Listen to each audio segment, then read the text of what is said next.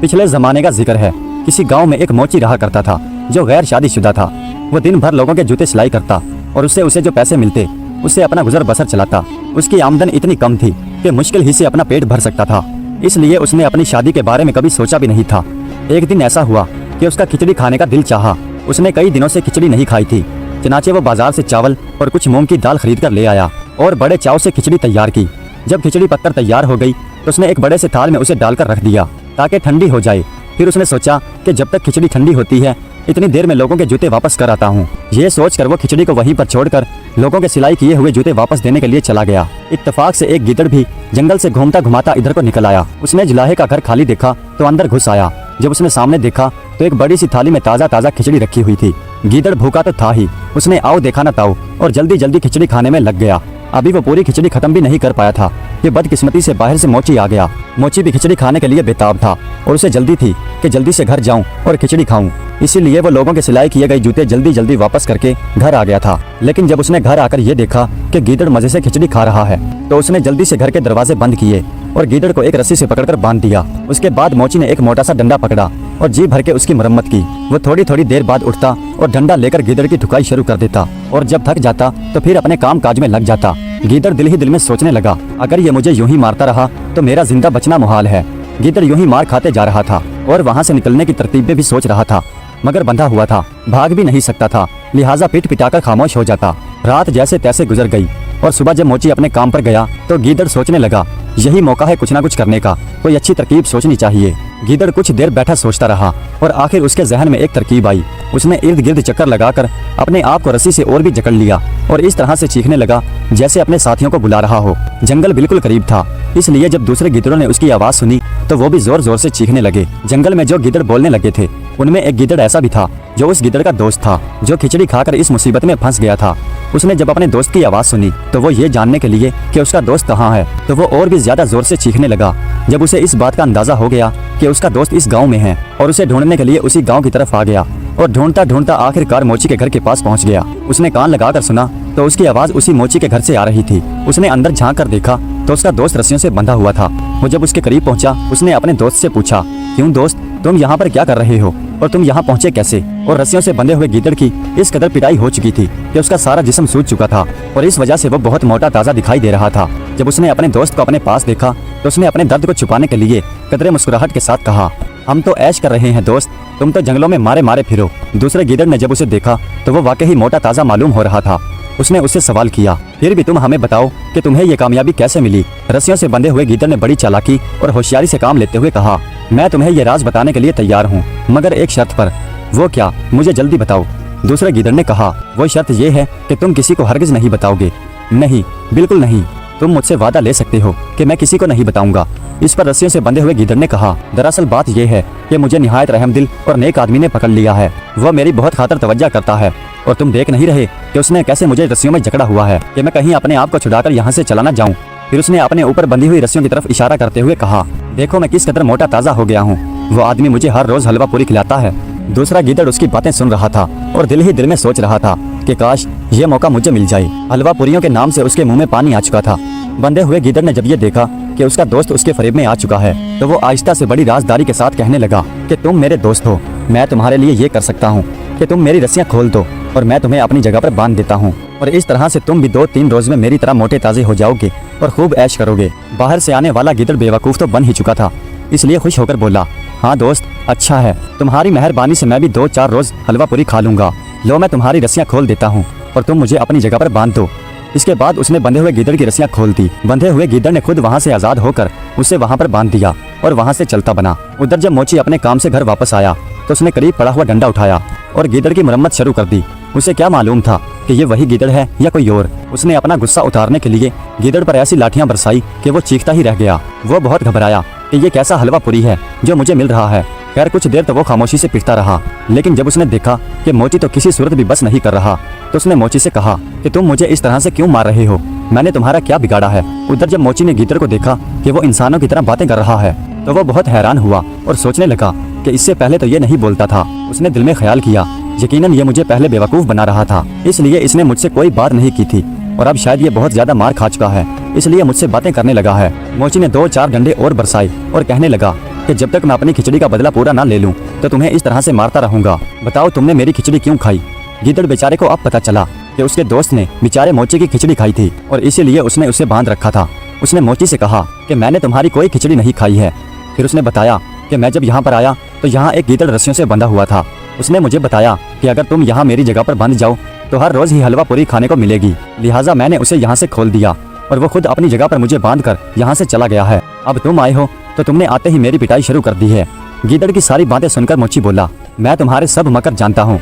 इतना कहकर उसने 2-4 डंडे और गीदड़ की कमर पर जड़ दिए। अब तो गीदड़ और भी घबराया और सोचने लगा कि ये तो मुझे जान से ही मार डालेगा। चनाचे व मोची की मिन्नत समाजित करते हुए बोला, अगर तुम मुझे आजाद कर दो तो मैं तुम्हारी शादी बादशाह की बेटी से करवा दूंगा। गीदड़ बोला, क्या कहा? खुला का खुला रह गया। बादशाह की बेटी से मेरी शादी? उसने बड़े ताज्जुब से पूछा, ये तुम क्या कह रहे हो? कहा मैं गरीब मोची और कहा बादशाह की बेटी, क्या तुम मुझे बेवकूफ बना रहे हो? इस पर गीदड़ बोला, नहीं कि मैं सच में तुम्हारी शादी बादशाह की बेटी से करवा दूंगा। मोची हैरानी से बोला, क्या वाकई ही? लेकिन मुझे यकीन नहीं आ रहा। गीदड़ कहने लगा कि मैं तुमसे वादा करते हुए कह रहा हूँ कि मैं अपनी बात को पूरा करूंगा। गीदड़ की इस यकीन दहानी के बाद मोची ने उसे आजाद कर दिया। गीदड़ आजाद होने के बाद मोची से कहने लगा, तुम घर में ठहर कर मेरा इंतजार करो, मैं बहुत जल्द तुम्हारे लिए खुशखबरी लेकर आऊंगा। इतना कहकर गीदड़ वहाँ से रुखसत हो गया। गीदड़ गांव से निकलकर दरिया के किनारे पर पहुंच गया। उसने दरिया को पार किया और दूसरे किनारे पर पहुंचकर उसने इंसानी रूप धार लिया। दरिया के उस पार एक दूसरे बादशाह की हुकूमत थी जिसका महल दरिया से कुछ ही फासले पर वाक़या था। उसने अपने आप को इल्ची बना लिया और बादशाह के दरबार में पहुंच गया। बादशाह ने उसे देखा तो पूछा कि ए अजनबी तू कौन है और यहाँ किस घर से आया है? जवाब में उसने सर झुकाकर कहा कि बादशाह सलामत, मैं आपके पड़ोसी मुल्क के बादशाह का इल्ची हूँ। बादशाह ने जब ये सुना तो उससे बड़ी इज्जत के साथ पेश आया और उसे अपने पास बैठने के लिए जगह दी और उसे पूछा, ए इल्ची कहो कि तुम्हारे बादशाह का हमारे लिए क्या पैगाम है? इल्ची ने अदब से कहा कि ए बादशाह, हमारा बादशाह अभी कवारा है और उसने आपकी बेटी के लिए शादी के लिए पैगाम भेजा है। इत्तेफाक की बात थी कि उस बादशाह की एक बेटी थी और वो जवान थी और बादशाह उसके रिश्ते के लिए परेशान था और वो इसी इंतजार में था कि किसी सल्तनत से उसकी बेटी के लिए रिश्ता आए। जब उसने ये देखा कि रिश्ता खुद ब खुद ही आ गया है तो वो बहुत खुश हुआ। उसने इल्ची से कहा कि हमें ये रिश्ता मंजूर है और उसने तारीख भी तय कर दी और इल्ची को बहुत से कीमती तोहफे देकर रुखसत किया। इल्ची वहाँ से रुखसत होकर दोबारा दरिया पर आया और वहाँ पहुंचकर फिर गीदड़ के रूप में आ गया और दरिया पार करके सीधा गाँव की तरफ चल दिया। गाँव पहुंचकर वो सीधा मोची के घर पहुंच गया। आगे मोची भी उसका मुंतजिर था। उसे देखते ही खुश होकर बोला, क्या खुशखबरी लाए हो? गीदड़ ने बड़े इत्मीनान से जवाब दिया कि तुम्हारी शादी की बात तय हो गई है और फुला तारीख को तुम्हारी शादी है। यह सुनकर मोची ने घबरा कर कहा, मगर मेरे पास तो एक फूटी कोड़ी भी नहीं है। इस पर गीदड़ ने कहा कि तुम फिक्र न करो। गीदड़ ने इतना कहा और मोची को हैरान परेशान छोड़कर वहाँ से चला गया। हकीकत ये थी कि मोची को अभी तक यकीन नहीं आ रहा था कि उसकी शादी किसी बादशाह की बेटी से होने वाली है। ये अनहोनी बात थी। लेकिन जब उसी तारीख को गीदड़ सुबह सवेरे उसके पास पहुंच गया तो उसे और भी ताज्जुब हुआ और गीदड़ ने उससे कहा कि जल्दी करो, मेरे साथ चलो, आज तुम्हारी बादशाह की बेटी से शादी है। भला मोची को क्या साजो सामान लेना था। वो खामोशी से गीदड़ के पीछे पीछे चल दिया और गीदड़ उसे अपने साथ लेकर गांव से बाहर उसी दरिया के करीब पहुंच गया। उस वक्त दरिया के किनारे पर एक धोबी कपड़े धोने के लिए आया हुआ था।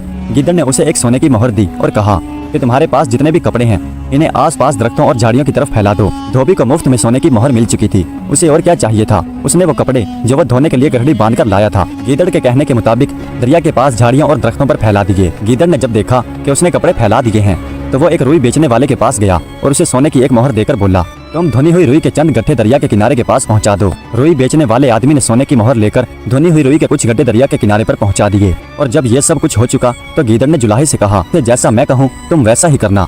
मोची ने कहा कि हाँ, तुम जैसा कहोगे मैं वैसा ही करूँगा। उसके बाद गीदड़ ने मोची को समझाते हुए कहा कि मैं दरिया के उस पार जा रहा हूँ और तुम मुझे यहाँ से वहाँ जाते हुए देखते रहना। जब तुम मुझे देख लो कि मैं बादशाह के महल में दाखिल हो रहा हूँ तो तुम धोबी से कहना कि तुम अपने सारे कपड़े उतार कर ले जाओ जो उसने दरख्तों और झाड़ियों पर फैलाए हैं।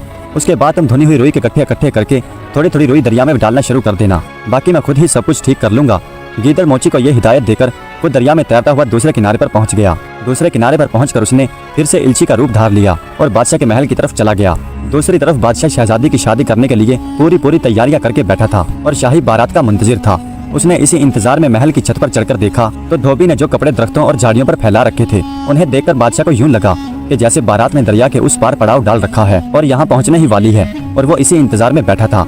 गीदड़ जैसे ही इल्ची के रूप में बादशाह के महल में पहुंचा, पीछे मोची ने गीदड़ की हिदायत के मुताबिक धोबी से कहा कि वो जल्दी जल्दी अपने सारे कपड़े दरख्तों और झाड़ियों पर से उतार ले। इसके बाद ही वो जल्दी जल्दी धुनी हुई रुई के बड़े बड़े गाले दरिया में डालने लगा। दरिया में रुई के गाले डूबते तैरते दूर से इस तरह से मालूम हो रहे थे कि जैसे बड़ी बड़ी कश्तियां दरिया में डूब और तैर रही हों।